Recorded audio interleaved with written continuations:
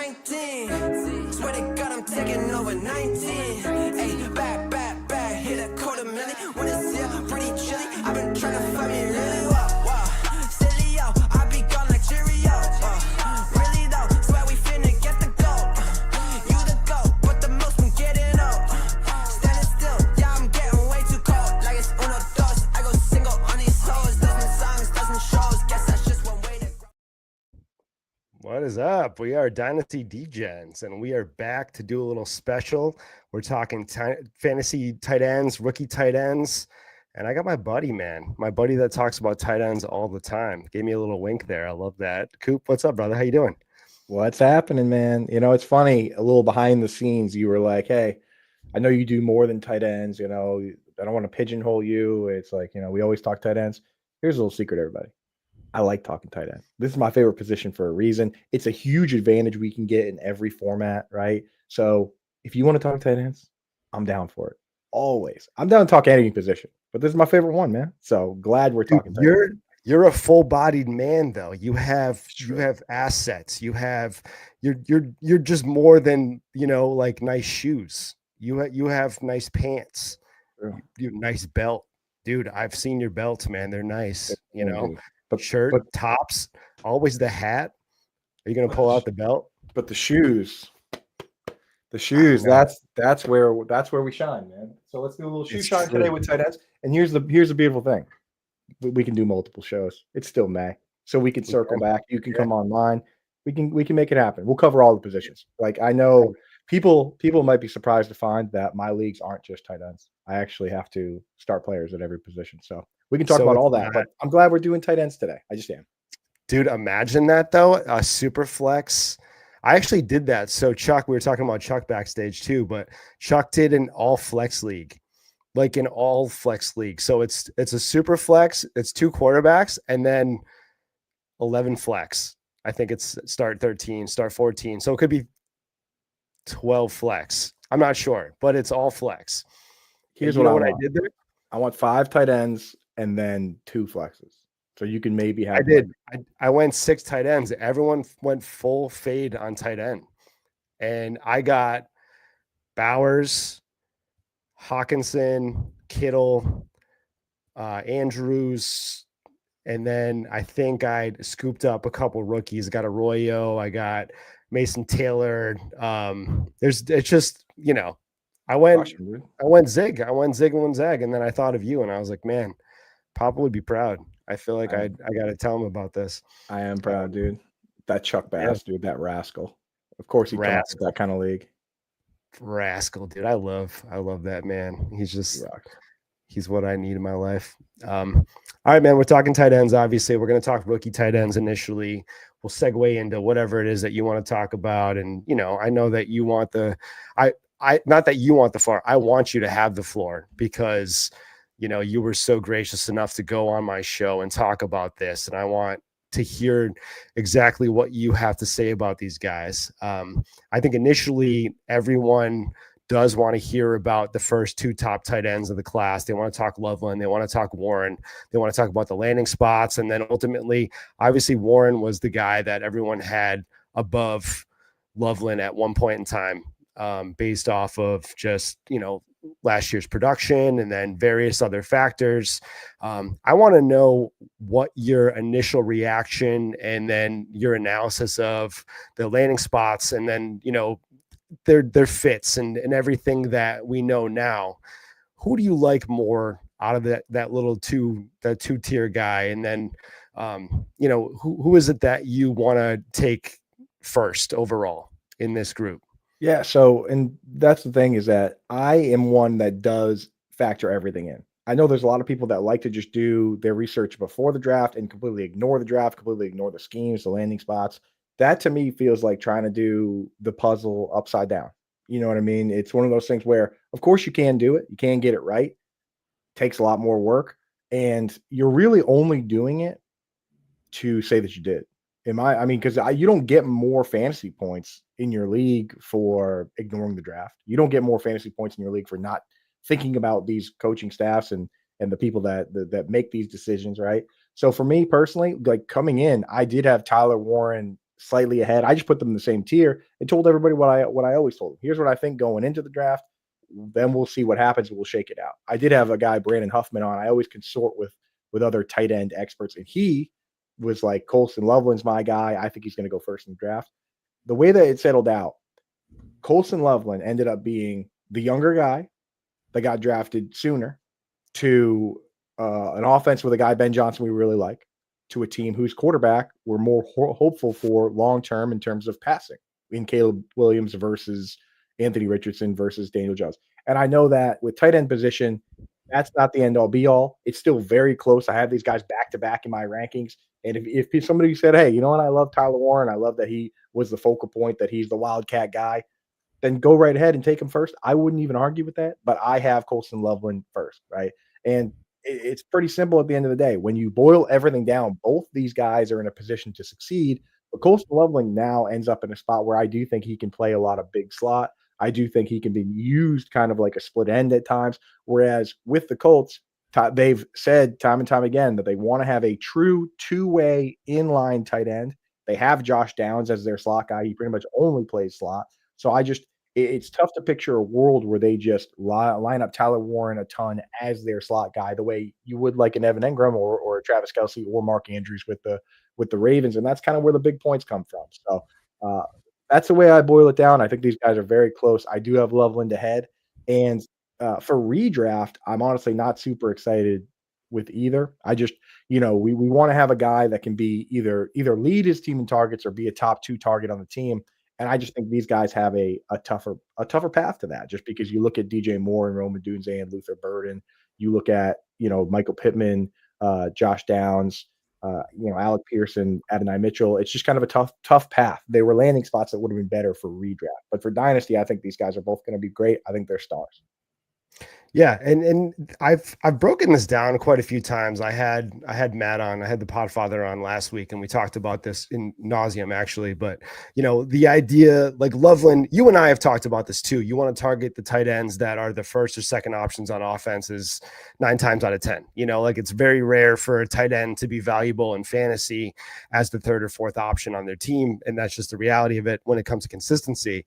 But if we're talking about Loveland probably it'll be like the third option, fourth option, and then Warren could be honestly, the first option, right? Like possibly on a team where we're talking about Downs, Pittman, and then having nobody, but also the quarterback situations in flex. We have no idea if it's going to be, Anthony Richardson, Daniel Jones. You don't see a path where Warren could be more valuable. Maybe if these guys both are kind of in that purgatory range this year, and then next year, like the opportunity is there. Yeah. So it's not, honestly, the more I've been looking at these numbers, it's not even just tight end. Like if you take every team and throw all the running backs, wide receivers, tight ends into one bucket, and then take the guy that was third on his team in targets. And I'm going by Pro Football Focus because I think they get rid of a lot of the junk targets and it's a more accurate representation.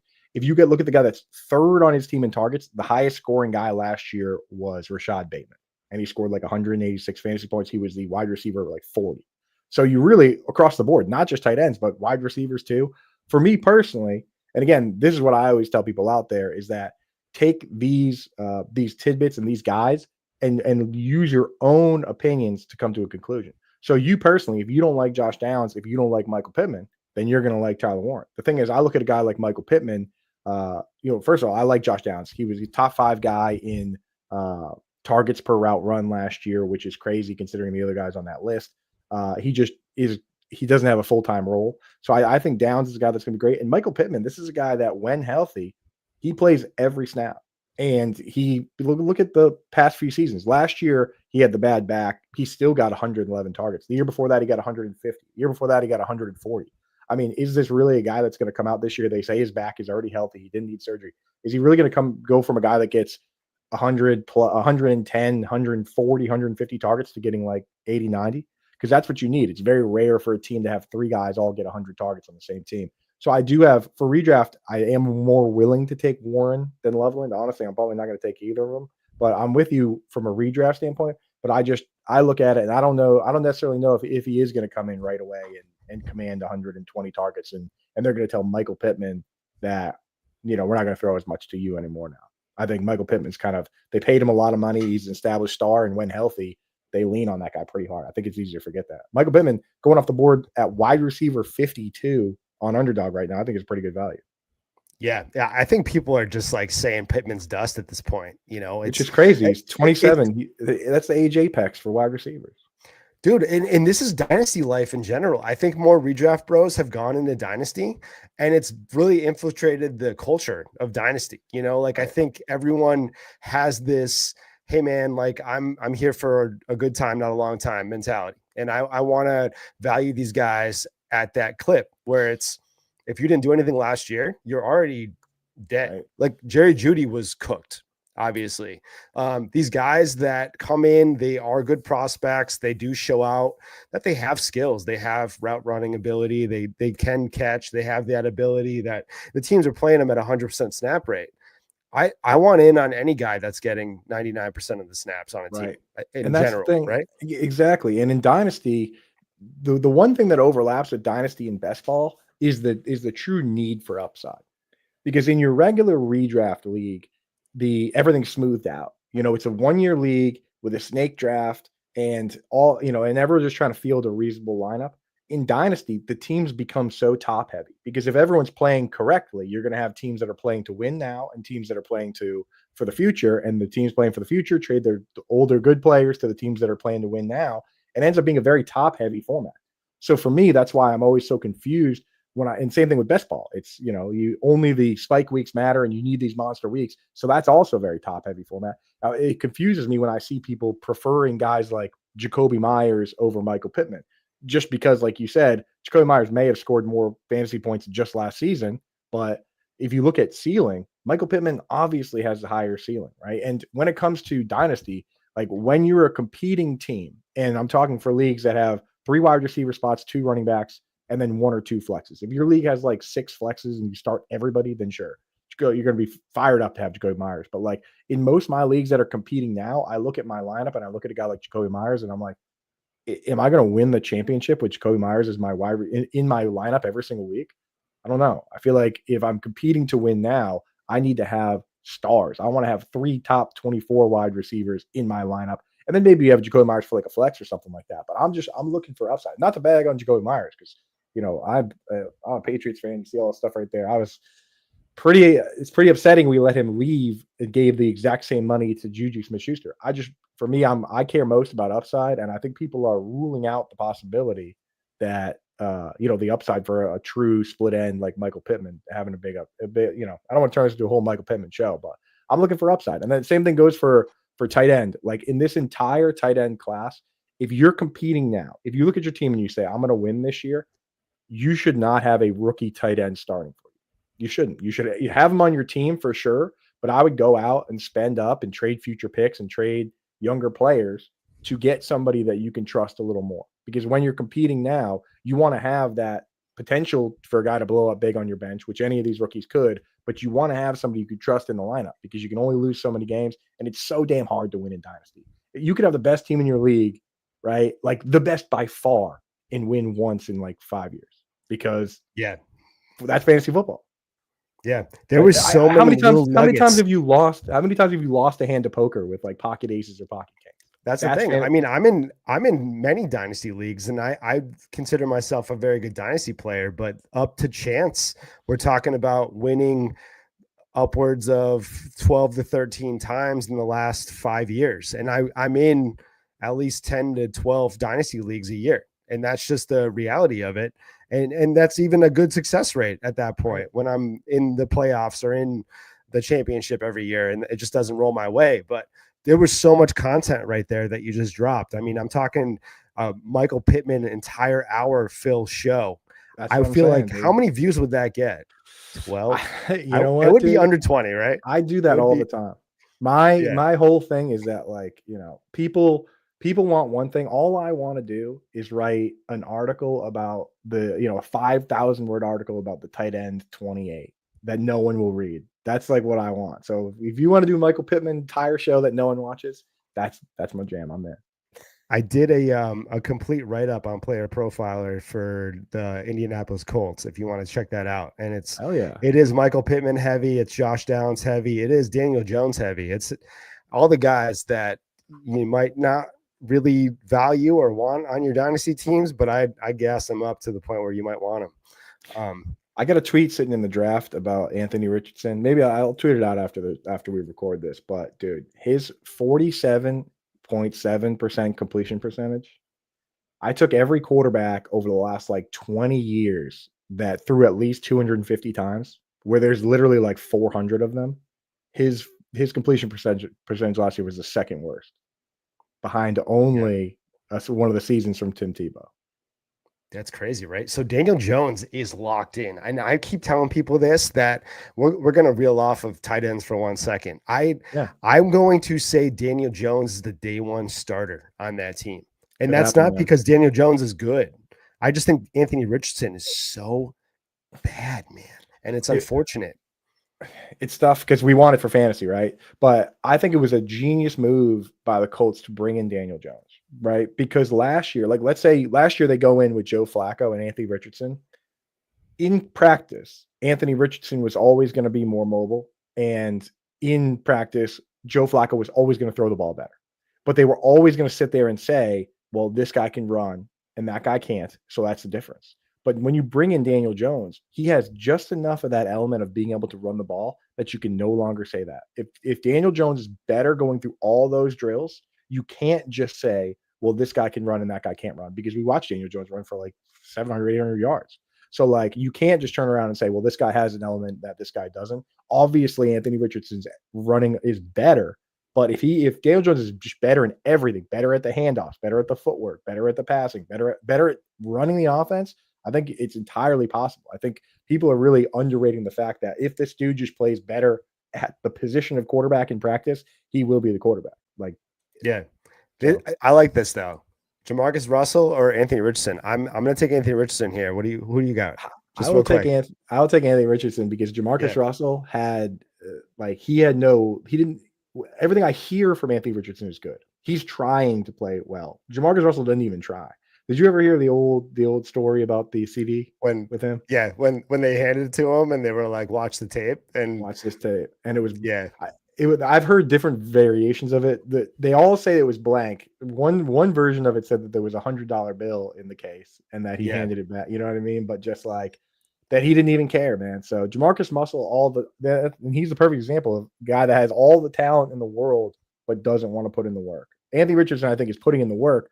I just don't know if he can do the cerebral part and deliver the football, which it wouldn't be the first time. We always seen guys like not just Justin Fields, but also the Raiders had another quarterback that went and became a 1,000-yard wide receiver. And I don't know why I'm spacing on his name right now, but like we've seen a lot of these guys. And he has dude, and he who? God, why am I blanking on that? But he had picked him up in a few redraft leagues that year. I just remember being like, okay, well, all of a sudden he's a 1,000-yard receiver. So he still has the record. He still has the record for the longest run from scrimmage by a quarterback. He had like a 93-yard touchdown. But chat, you got to help us on that one. I don't know why I'm blanking. Somebody dropped the name. Terrell Pryor. Thank you for bailing us out. Terrell Pryor. Yeah, so it's like so we've seen it a lot of times. You know what I mean? And we've seen it. A lot of times it is the mobile quarterbacks because we fall in love with that element, but then they don't have the rest of it, and that's why with some of these guys, you just want to watch them play a clean game. And we saw that from Bo Nix and Drake May and Jaden Daniels last year, even without the running. Like when you watch a rookie quarterback, think of it in terms of like, how many times did they fumble the snap? How many times did they turn the wrong way on a handoff? How many times was their offense not lined up in time for a false start or a delay a game? Like those people don't realize how much that matters when you're grading the quarterback for real life football. Like if you could go out and complete 20 to 25 passes and your QB coach is going to say you had a bad game if you were fumbling snaps and there were 5 false starts, you know what I mean, and 10 guys on the field. Like that's a huge part of the game. So and that's something that you see. I don't mean to cut you off, but you see these guys. You see like Alex Smith, or, these guys that limit their mistakes, and they are holding on to the ball. They're not giving it up. They're giving I guess the defense a chance to win the game. And that's really what you want when you have a okay defense and a struggling quarterback, is just somebody that limits their mistakes. And that's what you want to see, because it keeps guys on the field, not from a fantasy perspective, but ultimately the NFL doesn't need somebody that is going to be throwing for 400 yards and 10 touchdowns. And that, we see that with Tua, Goff. These guys are game managers. They're not elite by any means at the quarterback position, but they put you in a position to win every week. And that's really all you can ask for when you have great playmakers or a good defense. And, that's what these team builds are nowadays. Right. Eli Manning, perfect example of a guy who is willing to throw it away, didn't turn the ball over much, almost never got hurt because he was, taking care of himself. It's like, there's reasons that certain guys, and I hate to say it because I loved watching these guys play, but there's a reason that guys like Tony Romo and Ben Roethlisberger at times, and Matthew Stafford back with the Lions, they would put themselves in these positions and Jay Cutler falls in this, to put themselves in dangerous positions where they're turning the ball over and they're getting hurt. And how many years did the season end without Cutler or Stafford or Romo or these guys that would try to play the hero ball, and the season would end that way, versus somebody that would just, like Tom Brady. Nobody threw it away more than Tom Brady is the master at getting away with intentional grounding. The best there's ever been at getting away with intentional grounding. But that is a part of playing quarterback that we underrate. Yeah, it's not necessarily intelligence. I don't want to say it's intelligence, but it's really just like understanding that you're not going to win every play, and that's okay. And I think it's an ego thing more than anything else. It's really, you have to understand that you're not going to have all these plus plays constantly. It's more about limiting your negative plays. And a lot of quarterbacks can't get that through their mind because they were the man in high school or the man in college, and they were the guy that always made the play. And it's really hard to transition to the NFL and just say, oh, I'm not going to make this play. I'm not going to do this, because there is ego to that. You're right. And Chef, full of Chef TPTB's comment there. That's the number one concern with Caleb Williams. Number one concern is that he's going to be like those guys like Jameis Winston or like Ryan Fitzpatrick, which are great for fantasy. I love those guys for fantasy, not necessarily even to be my quarterback, but I love having the wide receivers for those guys because they'll just chuck it. You know what I mean? But Tom Brady will literally either nix a play or call a timeout or spike the ball, essentially, if he doesn't like the play, to move on to the next play. And that's the next level of quarterback. Joe Burrow will do that. Joe Burrow also will pass up on the short passes for the long passes all the time. I see Mike Gesicki's open every play, and he doesn't really get the ball because Joe Burrow trusts that Chase and Higgins will get open the next level. And I see guys like Kyler Murray struggle with that. Kyler Murray, perfect example of a guy that does not get through his reads and just dumps the ball down, and defenses allow you to do that. They love that. So this is a quarterback show now. They want that 4 to 5 yard pass when the 10 to 20 yard pass is open.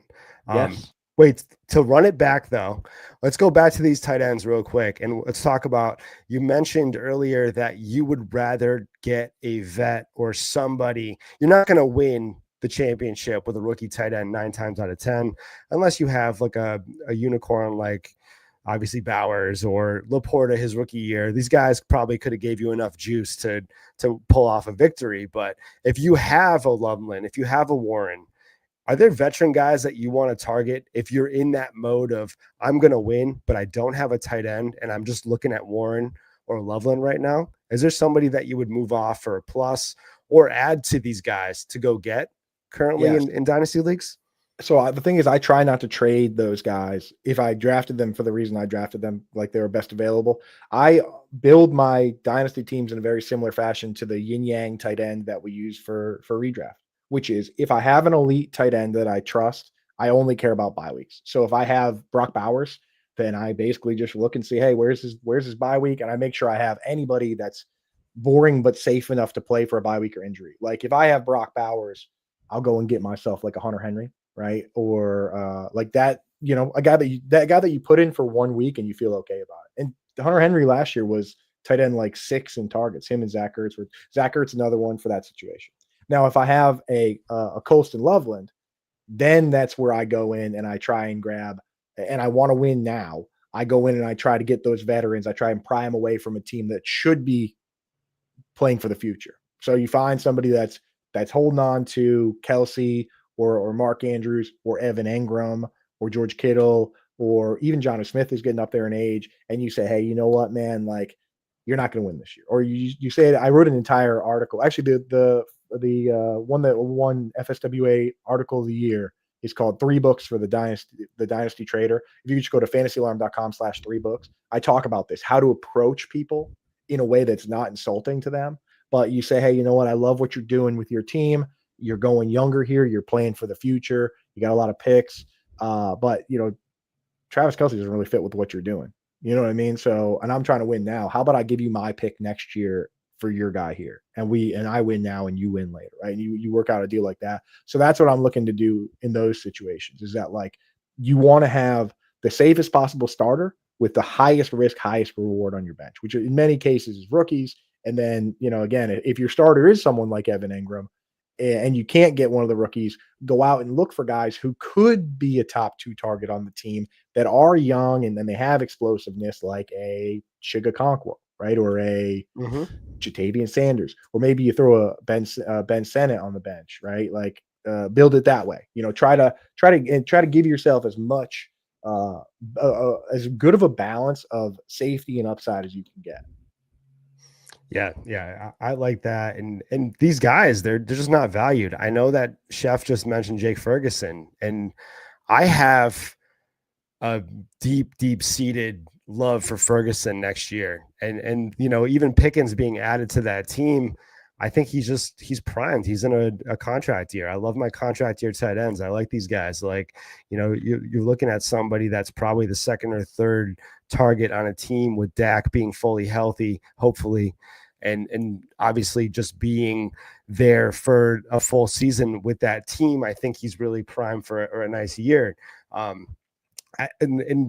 to transition through that and to go into a later tier of guys, like we're talking Mason Taylor, Ferguson, Arroyo. Is there anybody that pops for you in this tier? Obviously, we saw these guys go second round, good landing spots. Obviously the Jets, and then we're looking at the Rams with Stafford. Stafford loves his tight ends.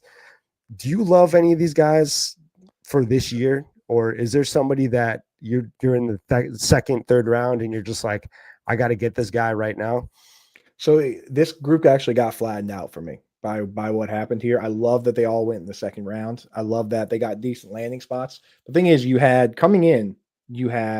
Terrence Ferguson, who actually ran at the combine, looked pretty good.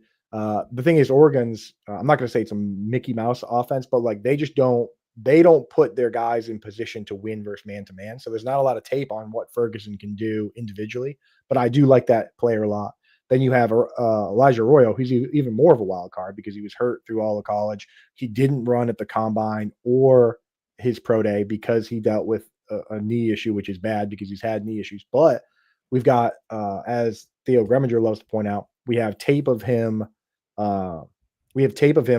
Recording very fast on-field speeds. That one seam route from Cam Ward is the highlight everyone shows from him. And also Theo and everybody that went to the Senior Bowl thought he was a standout player there. And then you have Mason Taylor, who obviously has the pedigree. His dad is Jason Taylor. His uncle is Zach Thomas. Like, if you were going to build a tight end from scratch, I think you would start with guys like that, right? So like, obviously freaks.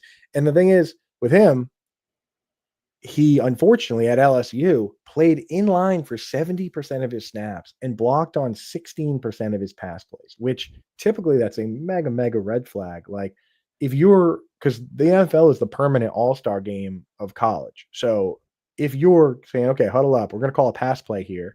In most cases, like with Harold Fannin and Colston Loveland, these guys are blocking on 2% of the pass plays. And it's like screens. That's it. Like, we're calling a pass play, you're running a route. But with Mason Taylor, on, like 1/6 of the plays, they said, we're calling a pass play, you're going to block, which usually that is bad.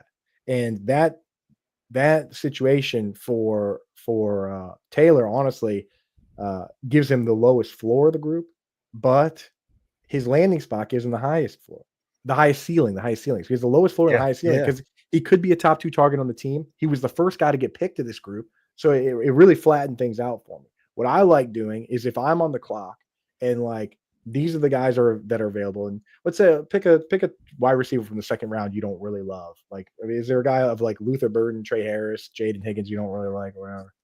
I honestly at this range right here, I think I love Burden and I don't know. Jack Bash. Is there anybody you don't like? Let's say out of that group, I think I would fade Bash, and that's not to say I just don't think that offense is going to support 3 to 4 guys on a daily basis. You know, I think we can trust Herbert. Chicago is murky, but I think that, you know, with the Ben Johnson pick, I feel good about Burden in this range, right? Right. So what I'm trying to do, if I'm in that spot, there's like it's these tight end, all the tight ends are there, and there's a player other people like that I don't like. I'm trying to move back, and I'll take whoever's available out of these 3 guys. That's the move that I would ideally want to do. If I had to pick one, I've been picking Terrence Ferguson. I rank them Ferguson, Arroyo, Taylor.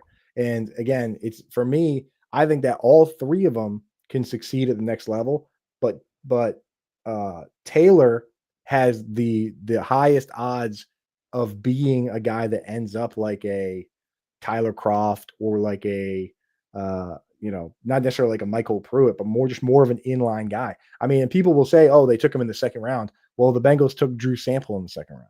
And Drew Sample, I think because he's a really athletic guy and a good blocker, but he's never really going to be a standout pass catcher. I do worry that that's built into the floor for Taylor. Now, the ceiling is that he comes out and he's, George Kittle, 2-way tight end that catches a ton of passes too.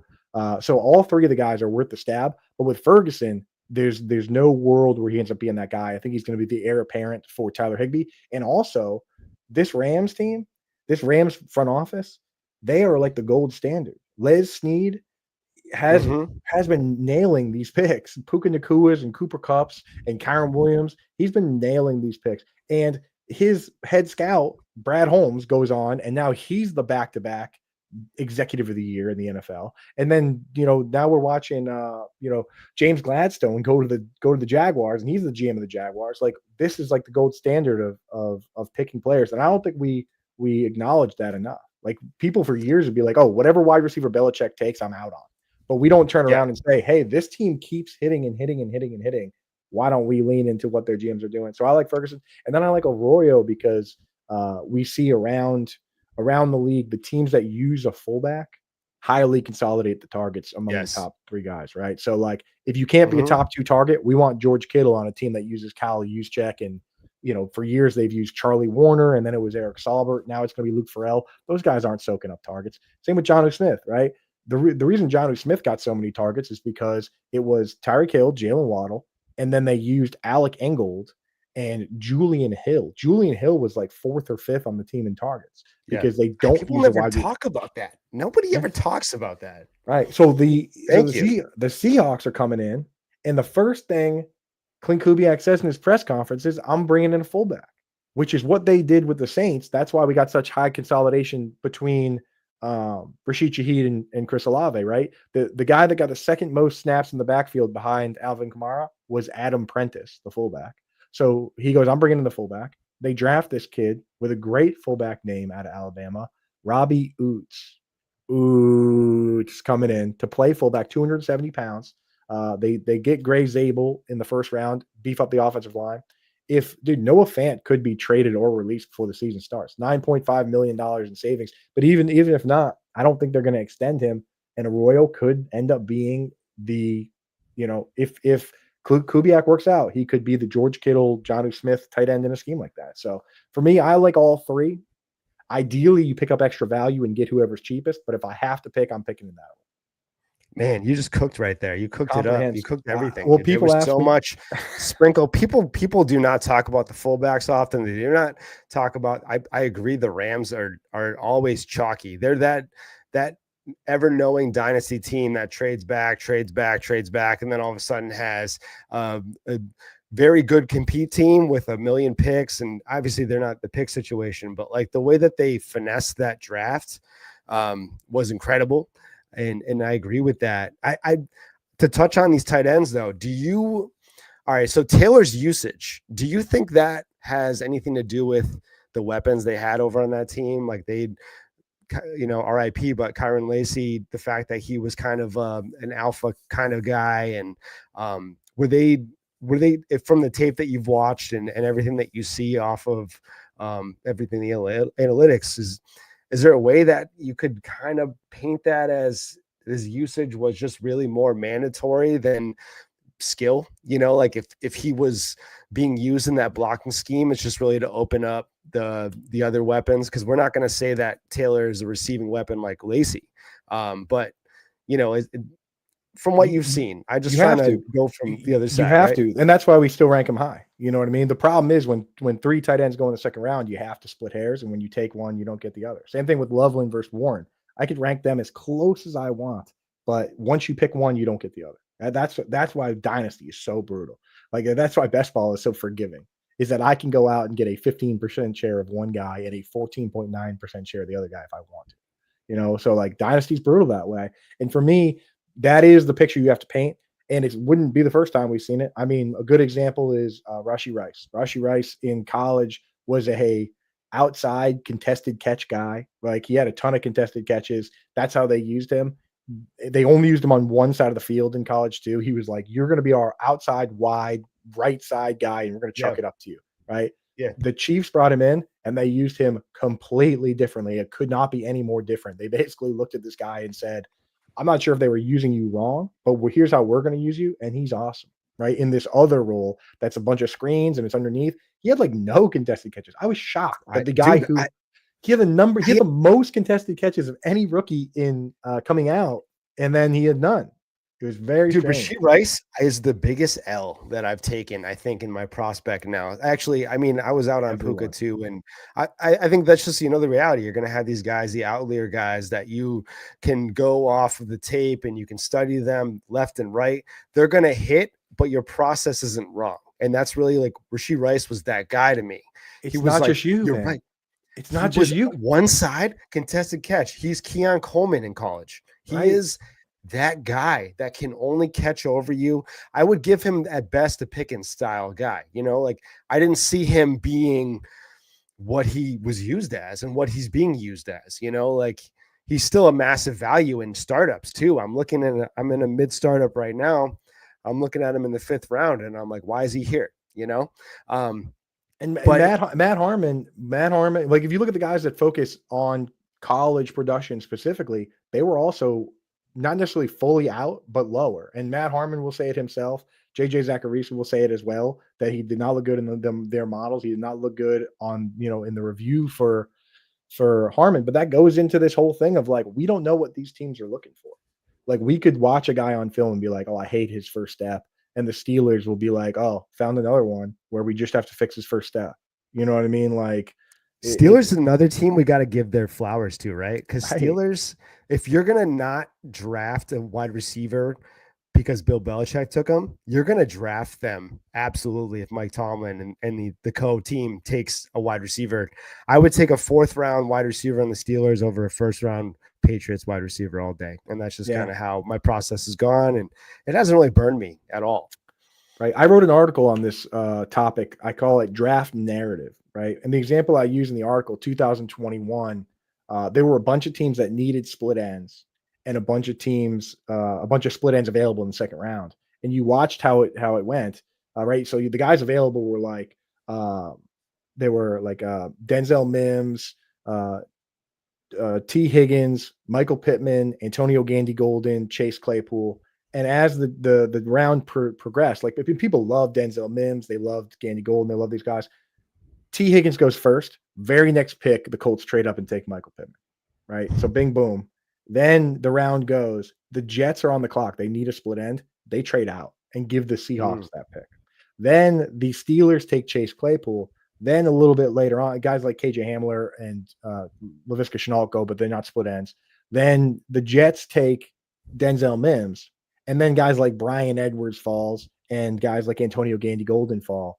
And we in the fantasy community sat back and said, I'm still going to rank Denzel Mims ahead of Michael Pittman, and I'm going to keep him ahead of Chase Claypool. And that turned out to be completely wrong. And the only guys from that group that had a wide receiver 2 season at any point were Higgins, Pittman, and Claypool, right? And but still, people do it with Hakeem Butler. People do it with all these other things. It's like you have to take the draft. The draft will tell us everything because one team can make a mistake and throw everything off. But when these teams are picking these other players and also the Jets are trading back away from this guy, that gives me enough information to say that maybe we need to pump the brakes. And we try to do that every year. The problem with this tight end group, that's the problem here is that they all went in the second round. So it's like they all went in the second round and they all have kind of good landing spots. I mean, you got to say Taylor has the nuts. Like he doesn't have much target competition. We're looking at Garrett Wilson, and then that's wide open, and then the Fields likes to hyper target his guys. He likes those little short dump off passes. But then you got to go look at Ferguson, and dude, it's Stafford. It is McVay. It's that offense. It's they went and got this guy, he's the first pick that they had on their draft board when they were picking here. So Davis Allen, we got to see Davis Allen. We got to see Colby Parkinson. They did nothing, right? So we've already seen that. So it's like it's locked in. And for me, if you were to say, hey, I have Mason Taylor 3rd, I would say that makes sense. If you were to say Elijah Arroyo is my tight end 3, I'd say, okay. I have Terrence Ferguson, my tight end 3, and you should say, okay. Like it doesn't always have to be. We don't have to always sit back and say, hey, I know everything, and this is exactly how it's going to be. We're doing our best. And that's why if you can trade back, the biggest win is like I have them ranked Ferguson, Arroyo, Taylor. If I'm on the clock, the best move for me, if I take Ferguson, that's my second, that's move 2. If I trade back and I get an extra pick and I get Taylor, that's actually, in my opinion, a better move. Like I'm getting more value out of that move because it's that close. Yeah. And it's like being in a startup and you have a tier of guys like, I keep referencing the startup, but it's just, this is why people do it in content, because you have that content, you have that recent memory there. But when you're in this wide receiver range of these guys and you feel good about all of them, it's the same as this rookie tight end class. You can make a case for anybody. And it's like, why not trade back for value? Why not trade back? Go get an extra second or whatever it is, or get a vet that's going to help you fill out your roster a little bit, and then get the same guy, get the guy that you had in that same bucket. It's like, why not take advantage of that? Trade up for sure things and collect as many dart throws as you can. That's why it's like in one league I traded up to take Ashton Genty. I traded 102 and 202. That's all it took. The kid is like, that's great. Superflex league where the kid was like, look, Genty's not going to help me. And I was like, okay, here you go. And I did that. I'll trade up there, but later on, more dart throws. Give me more. If we're going from, because that feels to me like a 70% hit rate move. And first round picks are usually like 50% at best, but like Genty feels like a 70 to me. Yeah. But once you get into this range where the hit rates are like 30%, 35%, give me 2 of them instead of just 1, right? Like instead of just for me, I can't stamp that on any of these guys. And then after that, you get to Harold Fannin, which is somebody that I'm not necessarily as high as everyone else on. The thing with Fannin is it seems like you always have someone in your draft that loves him and is willing to take him. Yeah, I know. I see it all the time. It's reaching, and it's hard for me to give advice during rookie season because it's a get your guy situation, no doubt, but it's a get your guy at the right range situation. It is don't go for a guy like Fannin in the late second round. I just don't do it. You know what I mean? Like trade out of that spot, go back to the 3rd. You could even go back to the 4th in some leagues, but you're right. These guys have a soft spot. We can talk about Fannin a little bit if you're open to it. Yeah, for sure. He has that running back build. He has the skill set of somebody that, has fantasy value. What is your take on him transitioning to the NFL? Because he's I love Njoku. I love him as a tight end. I love him as an NFL tight end and a fantasy tight end.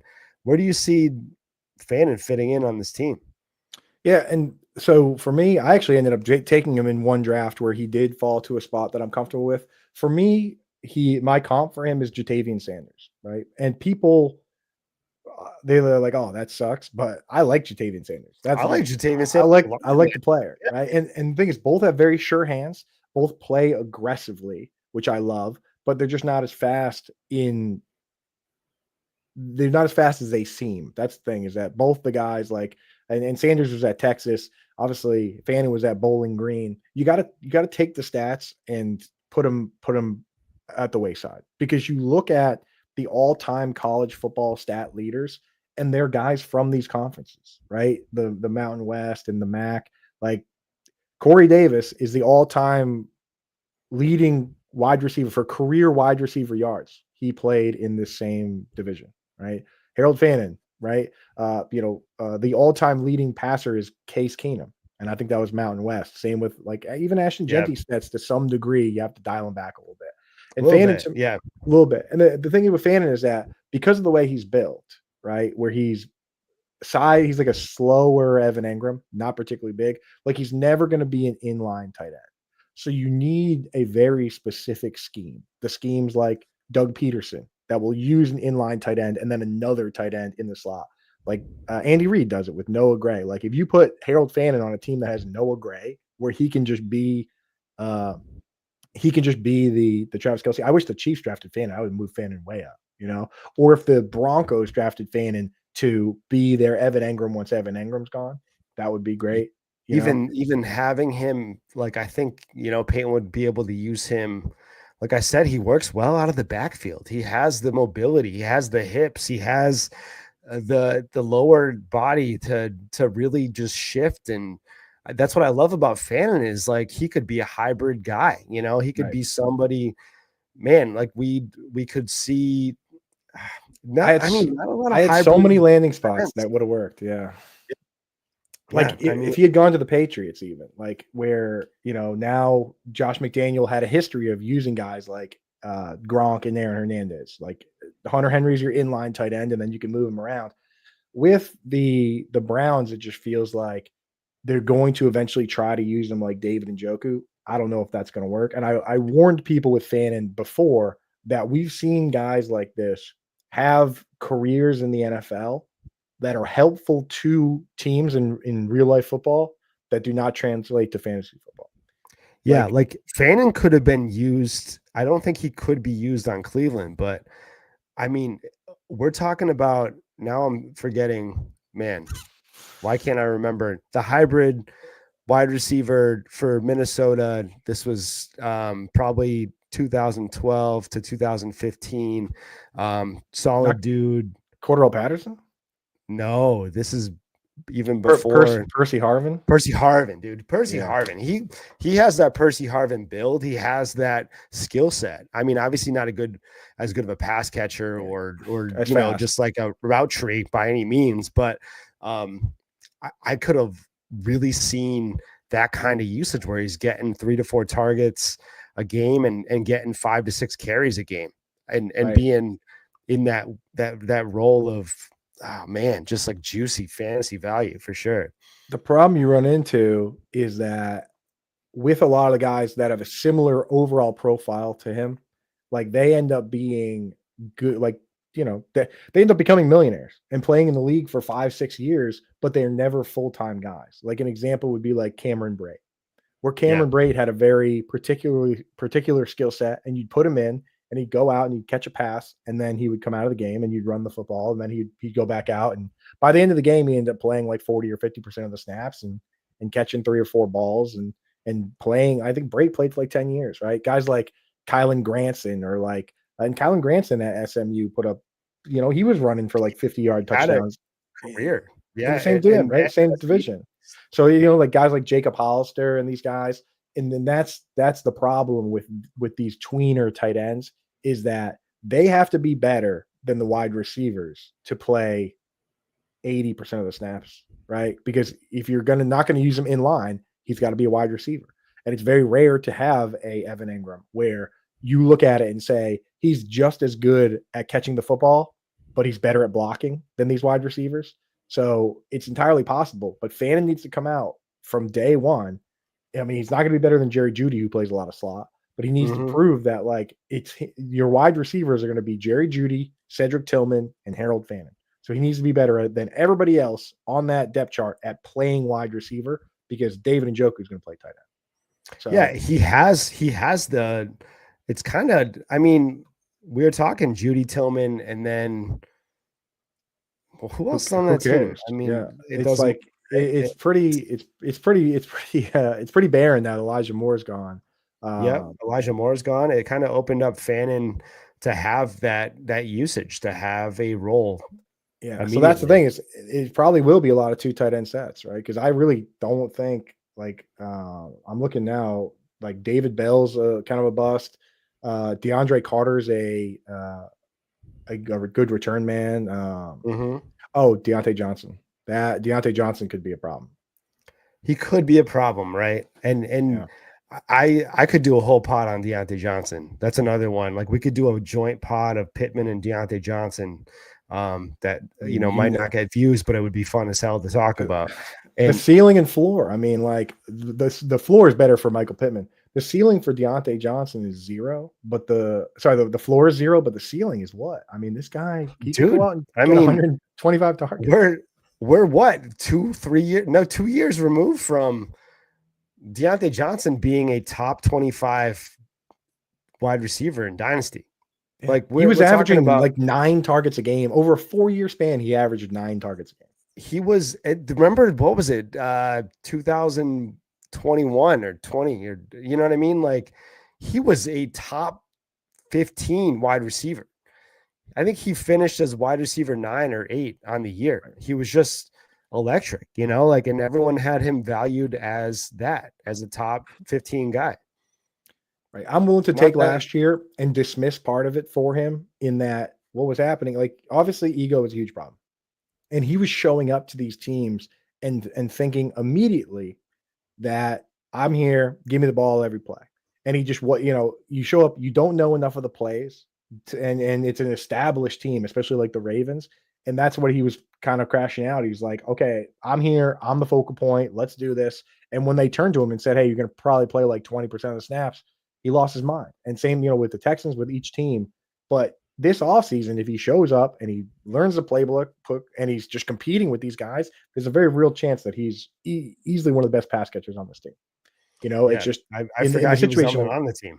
I couldn't even remember where he landed, but I couldn't. I pulled it up over here just to like take a peek at like their depth chart, and I was like, wait a second, there he is. So I mean, it's entirely possible. It just that's what makes it so tough. I do think that Harold Fannin is a better pass catcher than any tight end on this depth chart. Also, when Njoku was out last year, they did try guys like Blake Whiteheart. That's like with Terrence Ferguson. I know that he's better than these other guys because I saw him. I saw Cole Parkinson was getting like 7-8 targets in these games and doing nothing. So like I think Fannin is immediately better than these guys. Dude, Njoku's always banged up, right? Like Njoku is probably going to miss 2 games minimum. And that's just kind of how it is what it is. Tight ends are very, they get banged up, man. They're physical. It is what it is. So yeah, I think Fannin could have some boom weeks. He could definitely show out and show people that he is a very capable tight end given the opportunity. Absolutely. So, I mean, that's why I'm willing to take him at a certain point. I rank the other 3 guys ahead of him. They went earlier in the draft. Landing spot's just as good. Profile is just as good. So that's the way I kind of have the way it's sorted out for me is I have the top 2 guys in one tier, 3 guys in the next tier. Then I have Fannin in a tier of his own. After that, I'm not really particularly interested in drafting many of these other rookies, to be honest. Like I'm more of a, if they hit the conditions we want, because I dive in right away when I do yin and yang tight end. Week 1, immediately pulling up all the usage, everything. And if there's anything I see, we pick those guys up right away.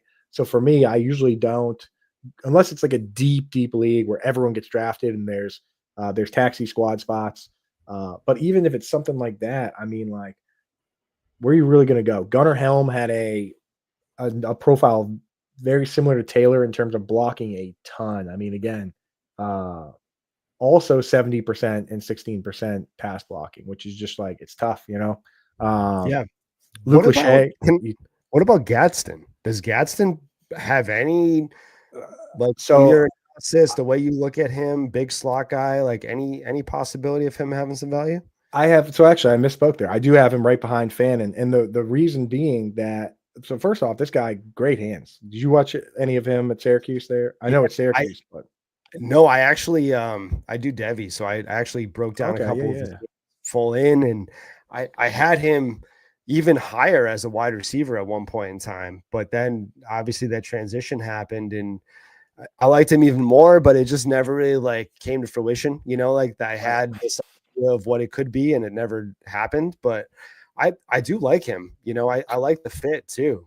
But yeah, I'm taking Gaston at ADP, but it has to be like a 4-round draft, right? Because there's just too many. This is oddly it's not a great high end wide receiver class, but it is kind of deep with decent names. You know what I mean? Like I just have a hard time picking Gadsden over guys like even like Pat Bryant and guys that win the 3rd round. Yeah. So that's the problem with me for Gadsden. But in the 4th round, I've taken him down a couple. And the thing with him is fantastic hands, 17 contested catches, which is more than that led this class, more than Tyler Warren had. I think Tyler Warren had 13. And with his skill set, he obviously needs to bulk up at least a little bit, but with his skill set, like you look at what Greg Roman's done.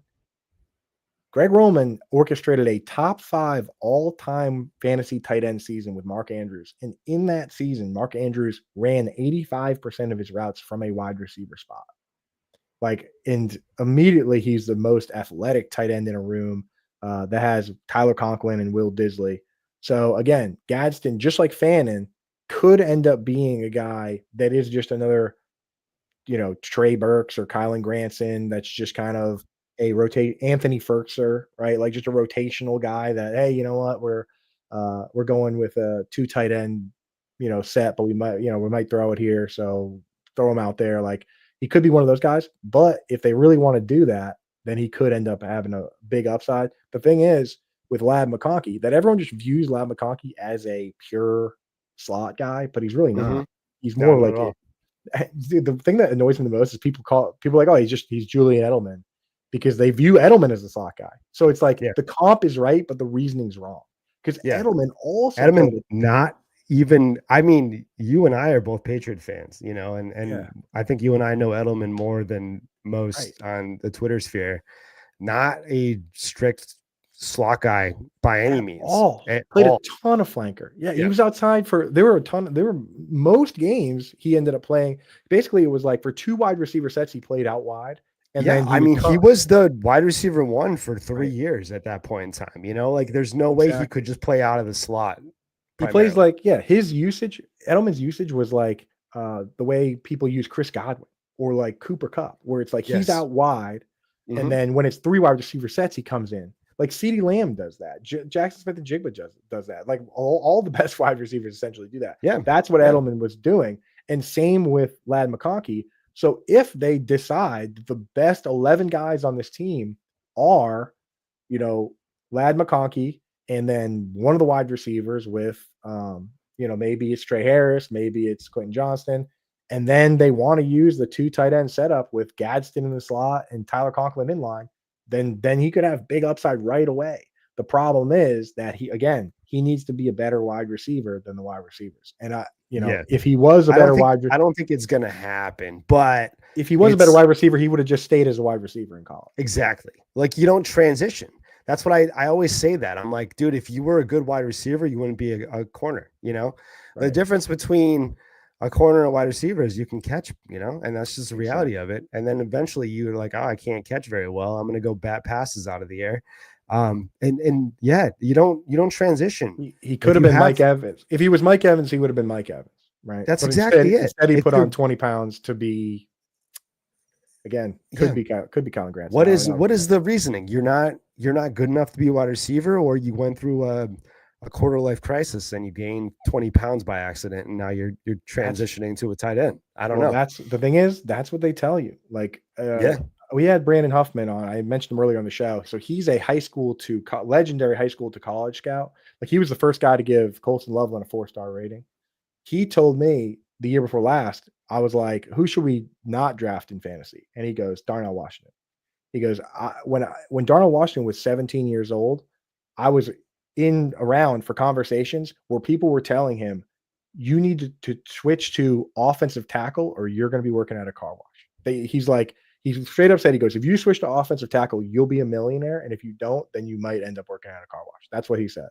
And Darnell Washington said, I'm not doing it. I'm not doing it because I want to play tight end. And luckily he got drafted. But for a lot of these guys, that's the decision. And there are people advising them of like, here's your path to becoming rich. And with Rondé Gadsden, it worked. He got drafted. Now he's in the NFL. Minimum contract is what? It's gonna be like $800,000 or whatever it is. Yeah, like I think he's rich so. now. Fifth round, sixth round, fifth round. So he's gonna make bank. And like, that's how it goes sometimes. Look at the career trajectory for George Fant. It is crazy. You pull up George Fant is offensive tackle in the NFL. You pull up George Fant's college highlights, it's basketball highlights at Western Kentucky. And he's like dunking, dude. And he transitioned. Dude, pull up the George Fant college highlights. George Fant college highlights. And it's him literally dunking and doing like behind the backs and stuff. And at Western Kentucky, 6'6", 250. And then he transitioned to tight end. And then the Seahawks turned him into an offensive tackle. And now teams are paying him to be like a swing tackle. He was a starting tackle for the Jets for a bit. Like, this guy made a lot of money. And when you look at pictures of George Fant now, he's like 300 pounds. He doesn't look anything like what he did in college, but he's rich. I mean, it's like, that's just how it goes. 2010, man. I'm watching right now. He's by far the biggest guy. He's playing with a bunch of guys that look like us right now. But look at the picture on his Wikipedia. He's 316 pounds now. Yeah, I love that, dude. Dude, honestly, man, it's nuts, bro. I appreciate you, brother, because you're opening my eyes to. I did not know that Fant was playing ball. I'm sure you could have guessed, but it's crazy, man. But that's how it goes. And the thing is, there's so many stories where maybe it doesn't work out. But whoever advised George Fant, whoever George Fant's agent was absolutely right. I don't know what these guys are doing though, right? You're a peak athlete, right? You're playing basketball every day. You're probably practicing 8 hours a day at that point. You know what I mean? You get out of high school, you're in the gym, you're going to do this, then you get home, you do your homework, then you're back on the court at home. And it's like, it is what it is. How do you gain? You have to try to gain this weight, right? Like you have to be or do you just get involved, you start smoking weed, you play Halo, you're drinking Surge in the basement. What are you doing to gain this weight, right? When you look at the diets for these guys, it's insane. They hate eating. They hate eating because you lose so much weight, and to maintain that muscle mass, it's crazy. That's why I think it was actually Joe Thomas, because he lost so much weight after he stopped playing football. He was like talking about how tough it is, like in season, like you're just drinking eggs, like you're drinking just straight up whatever goes down the easiest that has the most protein. But like that's the thing. They would all be like, all right, the difference between an incredibly fat dude and an athlete is the drive and honestly, it's just these guys, you look at him, he would be fat as fuck if he wasn't an athlete. Like he would just be he is fat. He is fat. He has to be for his job. He has to be fat now, but this is naturally where his body went. Like after he stopped playing basketball, it's like he's probably just like, yeah, this is it. You see the way that they go. They zoom up and they zoom down when it comes to their weight. It's incredible. They're like big time actors in Hollywood. And guess what? Exactly. It's like the guy that's going to play Al Davis in the movie now, Christian Bale. Like he's the gold standard for that. But here's the thing: Christian Bale's rich, and so is George Fant. George Fant, $40 million career earnings to put on that weight. And these guys are freak athletes regardless, man. One time I was at the YMCA. Like we used to go to the YMCA in North Attleboro when I was a kid, and we'd shoot around after school. And every Tuesday there'd be the old man league, and we'd hang around because Kevin Falk used to play on one of those teams. So we'd hang around to if he was playing, we'd stay and watch. If he wasn't, we would just leave. But like one day, Kevin Falk's playing, and Vince Wilfork is there, and he's just hanging out in jeans and boots watching. And it gets to halftime of the game, and he goes out. He's wearing Timberland boots, and he's shooting shots. Ball hits the backboard, hits the rim. He collects it like this, jumps up, dunks it, dude. Dude. And me and my buddies were Go like, for it, dude. what? We're like, what just happened? Everyone's going crazy. And Vince looks over at us. He's like, he just gives like a nod like this. He's like, yeah, I got it. I was like, what the heck did I just see? 380, 50 pound, whatever he was, just jumps up, no problem, flushes it in Timberland boots. Dude. I was like, these guys are on dude, another I used level. to, talking about YMCA, I used to go to the YMCA in Waltham, and that's where the Celtics practice facility used to be. And we would just go there, and like everyone was like, oh, sometimes Celtics players come here, sometimes Celtics players come here. Tyronn Lue would come in all the time, right? And he would just play. And this was like a couple of years removed from the league, Tyronn Lue. Yeah. Mm-hmm. And he would That's just like, sick, bro. It was sure sick, dude. Like absolutely nasty cooking. You think you're good until you have a moderate, okay NBA player on the court. Right. I lived in Waltham for like 10 years. Yeah. Oh, I was on Moody Street, dude. I was right off of Moody Street on near for Shoppers Cafe. Dude, for 7 years from I went to Bentley when I graduated. I stayed. Dude, I went to Bentley too. There. Holy shit, dude. That's crazy, bro. What are we doing? What years did you go to Bentley? God. I was there from 2006 to 2009, and then I went to UMass Amherst after that. Wow, I graduated in 2011, dude. That's wild. And I lived off Moody Street, like right off Moody Street too. I lived on oh man, now I forget the name of the road, but it's like right by Margaritas over there by the bridge. Oh, dude, I used to work at Margaritas when I was in college. I worked there. I used to work on their patio in the summertime, dude. I had some of the best times of my life over there. Dude, that's crazy. We got to get back out there, get some some steak and cheese out there. Steak and cheeses, dude. Let's go get some steak and cheeses. Go walk around Moody Street, man. Pop on the patios, man. I would love that. So we got to do it. That's crazy. We'll talk about this. We'll talk about this off air. Yeah, we're definitely still on air, but that's all right. All right, man. Let me just ask you this one question before we get out of here. I know you're going to Vegas tonight. I know you want to get out of here, get on a plane and stuff, but what tight ends in this rookie class has the highest probability of being the guy? The Laporta, not saying Bowers, but like somebody that you got in the third round and he could be a first round guy, whoever it is, who has the most likelihood of being a massive value and one of the top tight ends, not in just this class, but this year. I think the guy that's the most likely to develop into a usable player and is the safest is Colston Loveland, but the guy with the highest ceiling is Tyler Warren. There's no, I think even as a guy that ranks Loveland ahead of Warren because of because I think Loveland is younger, safer, the whole thing. I think he's going to be great. The possibilities with Tyler Warren are just so special because he's such a special player. Like not even just the contested catches, but this guy's a converted quarterback. He lined up at Wildcat QB. He threw some lefty touchdown passes. Like there's a possibility. And I know, when you have Anthony Richardson on the roster, you're just going to use him for that. But there's a possibility that at points of this guy's career, he's out there doing QB sneaks and Wildcat stuff for touchdowns, right? And if you take, you can't like assign him Brock Bowers stats, but if you were to take Sam Laporta's stats and sprinkle a handful of rushing touchdowns on that, now you've got something that is just truly on another level. So if you're truly just going for broke, all I care about is upside. I don't care about floor. He is an older prospect. He is a guy that did not do much when, Pat Frymuth and those guys were in town. There is a higher potential that Tyler Warren busts than there is Colston Loveland, in my opinion. But if you only care about pure upside, I mean, it's hard to argue against Tyler Warren. The guy is just he is a freak. Yeah, I love that, man. I love having you on the show. It's been too long. It's been a full year, and we're neighbors, dude. We've crossed paths a million times, so we got to get together soon.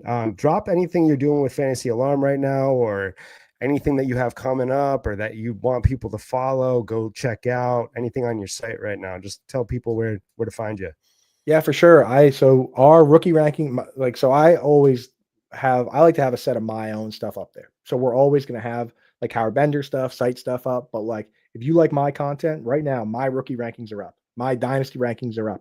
I have a best ball cheat sheet that's up that, again, if you get a membership, you get everything, but you can just buy it as a standalone product. And the best ball cheat sheet has a full grid. So it has all the players ranked by position. Then it has a grid based on like underdog ADP of where I'm taking guys. I draft right off that. Last year, I drafted a team off that finished in the top 0.03% in Best Ball Mania, 226th out of 670,000. So last year it worked. Go and grab that.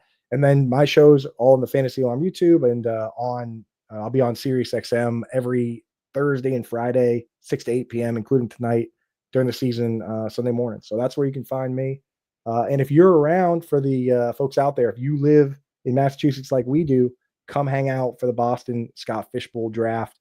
You don't have to be in the Scott Fish Bowl. You can just hang out. And we're doing it at Gillette Stadium this year. It's going to be on July 20th at the Harp at Gillette Stadium, starting early, like 11 a.m. So come out, hang out. I'll be out there. I'll be out there. We're all going to be out there. We're all going to be chilling. It's Daddy's home will be out there. We're going to have a couple guys. Unfortunately, I originally set the date for a date that Fiala couldn't go. And then he complained, and we had to move it. That's why the date changed. Literally, just for him and Wyatt. Yeah, that's a little spoiler. Is Wyatt coming? Wyatt's coming out. Oh, Yes. baby, Wyatt's coming out. That's how. Is Nemo coming out? Are we gonna have? Oh, who's the other? Who would you say? What the hell? Why can't I think of his name? Not Nemo. Gemmo. Oh yeah, Gemmo will be there. Gemmo will be there for sure. I already talked to Gemmo, dude. Gemmo will be there, but that was Wyatt. Wyatt held that over my head. He was like, Mike Fiala was like, if you move the date, not only can I come, but Wyatt will come up. And I was like, you better. God. Is Wyatt hanging out with Fiala? They're going to be hanging out together? Yeah. Wyatt's going to stay at my house for one of the nights. I told him he could couch surf, but I think for the rest, they're going to be chilling. Yeah. It's a good gang. We got a good gang. I love that. So it'll be fun. Yeah. Yeah. Boston's a fun time, man. Man, that trip out there, people don't want to talk about going to Gillette Stadium. I guess it's not going to be bad because there's no game there, but Gillette Stadium's not fun to go to. But it's fun. We'll light it up. You know what? There's plenty of they've picked it up at Pat's place. We'll figure out some good times. But yeah, we've been doing them. We did one at Fenway Park, we did one in the Seaport, and now we're gonna do one at the Cathedral, and then probably next year we'll bring it back into Boston. Yeah, that sounds good. All right, man. Well, like I said, I appreciate you jumping on. I appreciate everybody listening today. If you want to catch us, we will be on later tonight, 10 p.m. for our Dynasty show. But other than that, we will catch you guys next week if you're not going to join us. I didn't even promo Fast Draft, so let me do that real quick. If you are in a Fast Draft, if you're doing best ball, you're in rookie drafts, definitely gone over to Fast Draft, so fastdraft.app, and then use our promo code DGEN for a $25 deposit match.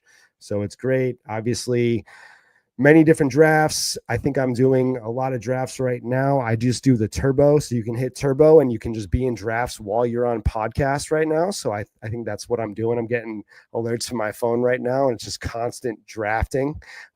So I hit that go, and I'm just like draft. But like I said, check out Fast Draft. Check out Coop at Coupe A Fiasco. And tell you what, little crossover. I have a article up on Fantasy Alarm about Fast Draft Origins, the rookie contest, with some tips on that. So plug in that promo code DGEN, get signed up, pop over to Fantasy Alarm. I got tips for you because I've been doing a bunch of the rookie drafts too. I was like, I'm writing an article on this. So I got some tips for that. And number one of the top tips is, even if you're drafting live, set your pre-draft ranks, because these drafts, it's called Fast Draft for a reason. So you're going to want to have those ready to go. Whether or not you're available to draft, it'll pick off your list, and you can make sure you get the right exposures and win some money. Yeah. It's like about 45 minutes, give or take. Yeah. The thing is, depends on where in Boston you're coming from. Depends on where in Boston and on the day. Like, so if you tried to drive from Boston to Gillette Stadium on Monday, it would have taken you 2 hours because there was a Kendrick Lamar concert. But if you want to drive on a normal day, we picked one where there's nothing, not a Revs game, nothing, you can get there in probably 30, 40 minutes. Yeah. Yeah. It's typically not bad, but Boston traffic is something that we can do a whole pod on too, because it's You never know. You never know, man. All right. Appreciate you guys. Have a good day.